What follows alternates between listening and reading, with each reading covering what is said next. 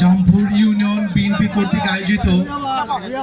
নারায়ণগঞ্জ 3 সোনারগাঁ সিদ্ধিরগঞ্জ ধানের শীষ প্রতীকে জনাব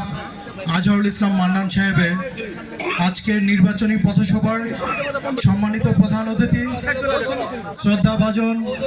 বাংলাদেশ জাতীয়তাবাদী দল নির্বাহী কমিটির অন্যতম সদস্য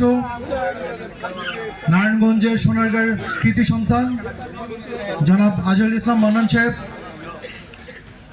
উপস্থিত আছেন। আপনাদের জামপুরের কৃতি সন্তান জামপুর ইউনিয়ন বিএনপির সম্মানিত সভাপতি